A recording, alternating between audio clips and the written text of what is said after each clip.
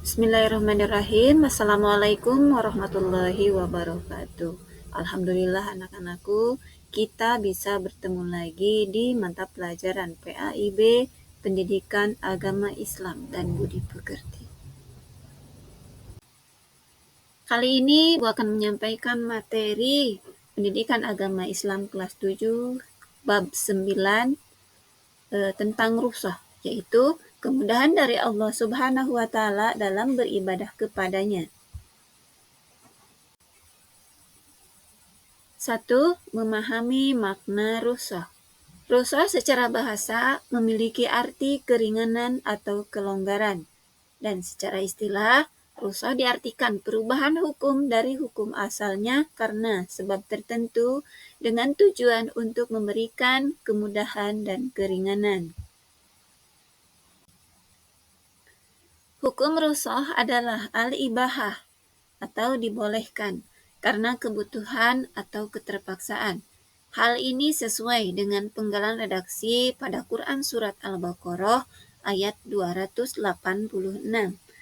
A'udzu billahi minasyaitonir rajim. La yukallifullahu nafsan illa wus'aha. Laha ma kasabat wa 'alaiha maktasabat. Allah tidak membebani seseorang melainkan sesuai dengan kesanggupannya. Dia mendapat pahala dari kebajikan yang dikerjakannya dan dia mendapatkan siksa dari kejahatan yang diperbuatnya. Quran Surat Al-Baqarah ayat 286. Apa saja yang menjadi alasan dibolehkan rukhsah? Berikut ini adalah uraian singkatnya. A. Tujuan rukhsah bukan untuk berlaku zalim, dosa, atau meringan-ringankan suatu hukum yang sudah ringan. B. Orang yang sedang dalam perjalanan atau musafir diberikan keringanan sesuai dengan jarak dan kondisi yang ditentukan. C. Rukhsah bagi orang yang jika tidak mampu melaksanakannya seperti puasa di bulan Ramadan dan dikarenakan musafir atau sakit. D. Rukhsah bertujuan pula untuk menghilangkan kesulitan dan menghendaki keringanan sampai menemukan kelapangan sesudahnya. Manusia dapat memilih antara melaksanakan azimah atau rukhsah. Rukhsah terbagi dua macam, yaitu A. Rukhsah yang mengandung istihsan atau kebaikan. Pelaksanaan azimah atau rukhsah dapat dipilih oleh seseorang apabila rukhsah yang dipilih itu lebih baik. Contohnya, musafir tidak berpuasa pada Ramadan. B. Rukhsah yang menggugurkan hukum azimah. Hukum yang awalnya haram dapat menjadi halal karena rukhsah dalam keadaan tertentu. Contohnya, meminum tuak atau memakan bangkai pada saat keadaan tertentu dapat dihalalkan. Hal ini didasari bahwa apabila perbuatan ini tidak dilakukan, dapat membahayakan kesehatan atau bahkan nyawanya. 2. Rukhsah dalam sholat. Islam memberikan kemudahan bagi umatnya. Terkait dengan sholat, terdapat beberapa aturan yang mempermudah pelaksanaan sholat. Dalam perjalanan, sholat dapat dilakukan dengan cara diringkas atau digabung pada satu waktu. Kemudahan tersebut diberikan kepada orang yang melakukan perjalanan baik karya wisata, silaturahmi, maupun keperluan lainnya yang dipandang baik sesuai ketentuan agama. Kemudahan tersebut salah satunya disyaratkan dalam Quran Surat An-Nisa ayat 101. A'udzu billahi minasyaitonir rajim. Wa idza darabtum fil ardi falaisa 'alaikum junahun an taksuru minas shalah in khiftum ayyaftinakumul ladzina kafaru innal kafirina kanu lakum aduwwam mubina. Dan apabila kamu bepergian di muka bumi, maka tidaklah mengapa kamu mengkosor sembahyangmu. Jika kamu takut diserang oleh orang-orang kafir, sesungguhnya orang-orang kafir itu adalah musuh yang nyata bagimu. Quran Surat An-Nisa ayat 101. 3. Kemudahan bagi orang tertentu dalam puasa. Puasa adalah salah satu ibadah yang bertujuan untuk mencapai ketakwaan. Setiap pahala dilipat gandakan olehnya pada bulan Ramadan. Apakah tidak rugi apabila tidak berpuasa? Padahal puasa mendorong seseorang untuk meningkatkan ibadah. Puasa pun dapat menghapus dosa-dosa yang telah dilakukan. Kita meyakini bahwa Allah Subhanahu wa Ta'ala Maha Pengampun lagi Maha Penyayang. Bagaimana dengan orang yang tidak mampu melaksanakan ibadah puasa? Allah Subhanahu wa Ta'ala memberikan kemudahan untuk meninggalkan puasa, terutama pada orang-orang musafir, sakit, wanita yang haid atau nifas, wanita hamil atau menyusui, dan orang tua renta yang sudah tidak mampu lagi melaksanakan ibadah puasa. Untuk lebih jelasnya, mari kita baca uraian di bawah ini. A. Orang sakit. Yang disebut orang sakit di sini adalah mereka yang berat berpuasa karena sakitnya. Apabila mereka berpuasa, penyakitnya akan bertambah parah. Penderita sakit berat seperti stroke, ginjal, juga penyakit parah lainnya diberi keringanan dalam berpuasa. Begitu pula, keringanan berlaku bagi penderita sakit yang dirinya diharuskan meminum obat secara teratur baik pagi maupun siang hari. Penyakitnya bertambah parah apabila tidak diobati.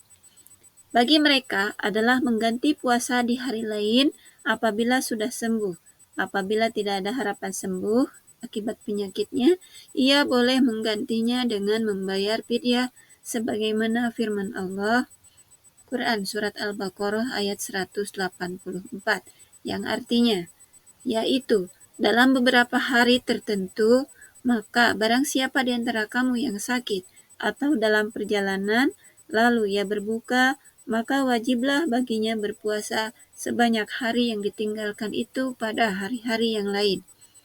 Dan wajib bagi orang-orang yang berat menjalankannya, jika mereka tidak berpuasa, membayar fidyah, yaitu memberi makan seorang miskin. B. Orang yang sedang dalam bepergian atau musafir. Mereka yang diperbolehkan meringkas sholat, walaupun perjalanannya tidak sulit dan tidak memberatkan, boleh meninggalkan puasa. Orang-orang dengan pekerjaan dalam perjalanan secara terus-menerus, seperti pengemudi taksi, kereta api, kru pesawat terbang, dan lain-lain, diperbolehkan tidak melaksanakan puasa. Namun, mereka dapat mengganti puasanya di hari lain. C. Wanita haid atau nifas.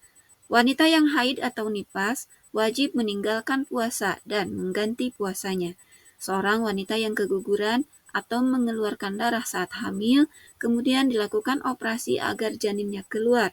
Apabila janinnya sudah berbentuk manusia, kira-kira berumur lebih dari 80 hari, maka dihukumi nifas. Wanita tersebut hendaknya berbuka puasa dan pada hari lain mengganti puasanya. Tetapi, jika janinnya belum berbentuk manusia atau kurang dari 80 hari, maka wanita tersebut tidak dianggap nifas dan ia wajib berpuasa. D. Wanita hamil atau menyusui.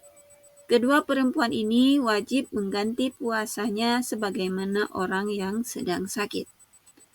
Kalau khawatir puasa akan menjadi madarat kepada dirinya sendiri atau pada anaknya.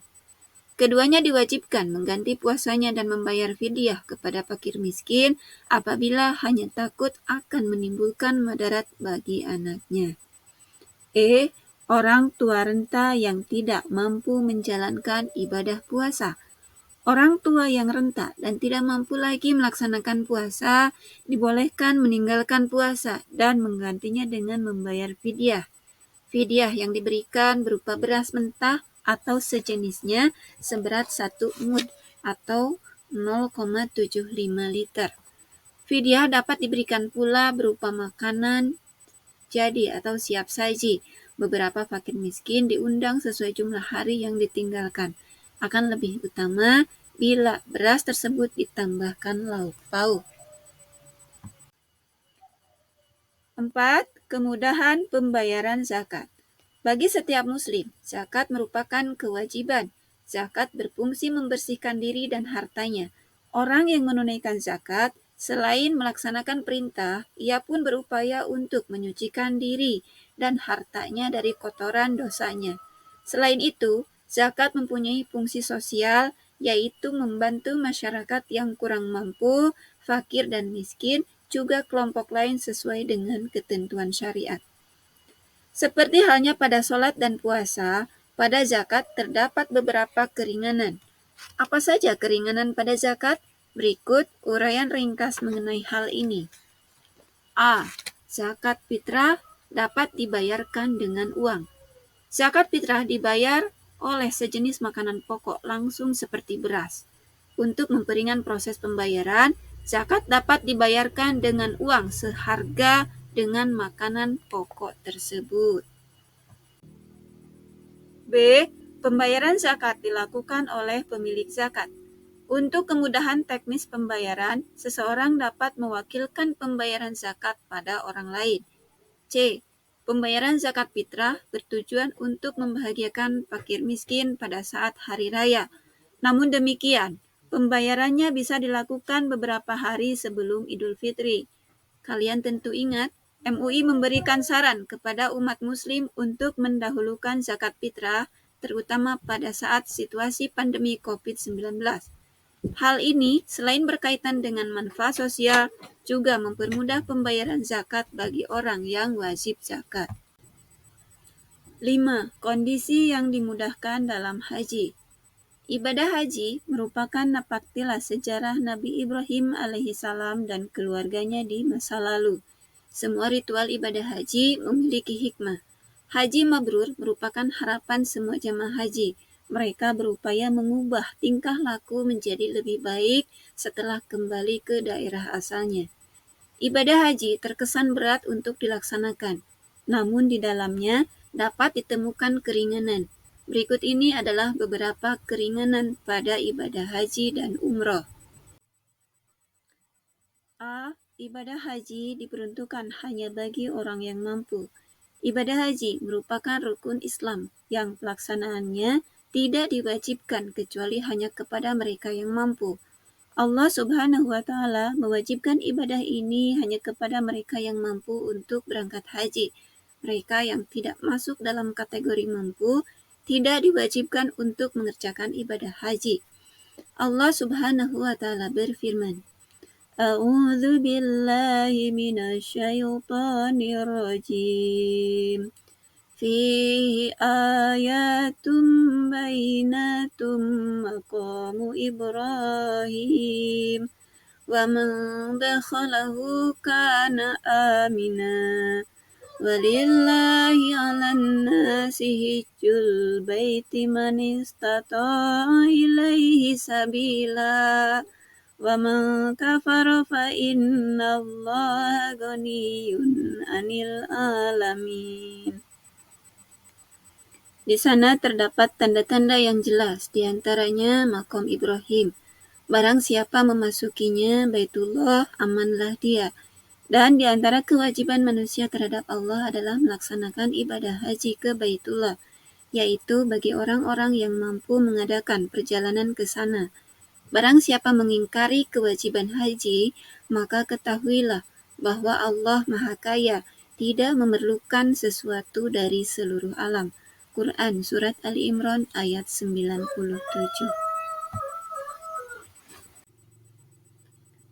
B. Haji dilaksanakan sekali seumur hidup. Ibadah haji diwajibkan hanya sekali dalam seumur hidup. Apabila akan melaksanakan ibadah haji lagi, maka hukumnya sudah tidak wajib lagi. C. Pelaksanaan ibadah haji boleh ditunda meski sudah mampu. Seseorang sudah masuk dalam kategori mampu, akan tetapi belum melaksanakan ibadah haji, hal ini diperbolehkan. Rasulullah SAW pada saat turunnya ayat tentang haji tahun ke-6 Hijriah, tetapi Rasulullah baru melaksanakan ibadah haji pada tahun ke-10 Hijriah. Pada situasi pandemi COVID-19 ini, ibadah haji dapat ditunda, walaupun sudah ada ketentuan untuk berangkat. Hal ini dilakukan untuk kemaslahatan umat. D. Cara melaksanakan ibadah haji boleh memilih tamattu, qiron, atau ifrad. Ibadah haji dipandang berat karena harus meninggalkan tanah air dalam jarak yang jauh dengan waktu yang lama. Akan tetapi, di balik itu terdapat kemudahan yang diperoleh. Tata cara pelaksanaan ibadah haji memberikan pilihan dan keringanan bagi jamaah haji, yaitu 1. Ifrad, yaitu haji dikerjakan terlebih dahulu kemudian umroh. 2. Tamattu, yaitu umroh dikerjakan terlebih dahulu kemudian haji. 3. Qiron, yaitu haji dan umroh dilaksanakan secara bersamaan. E.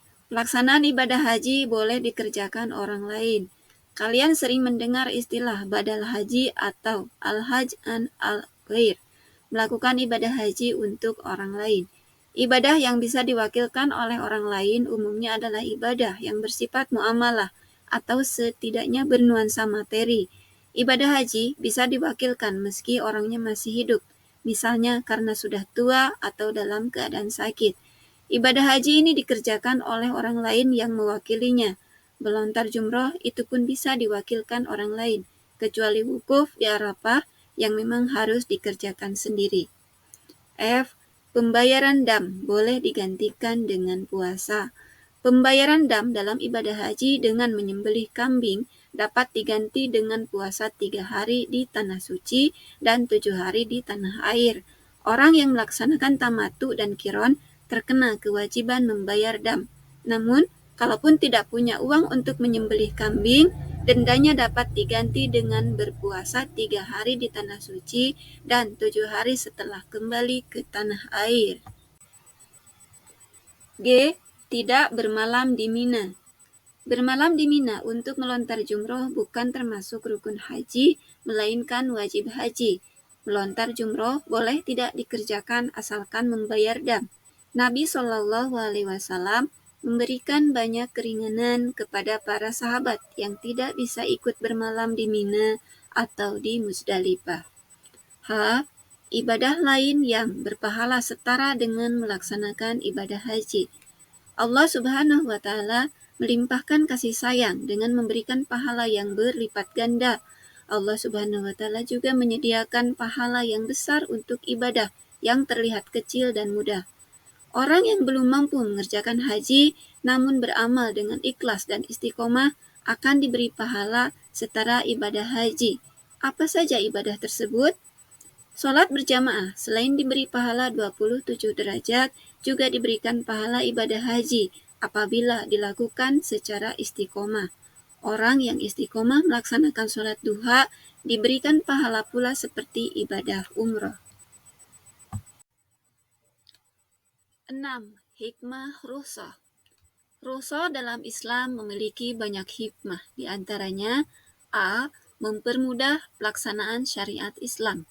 Agama tidak menghendaki kesukaran. Agama memperhatikan pelaksanaan amal sesuai dengan kemampuan. B. Pembuktian bahwa syariat Islam tidak kaku dan tidak pula ekstrim. C. Menguatkan istiqomah dalam ibadah dan cinta ajaran Islam. D. Mendorong sikap saling disiplin dan saling menghargai.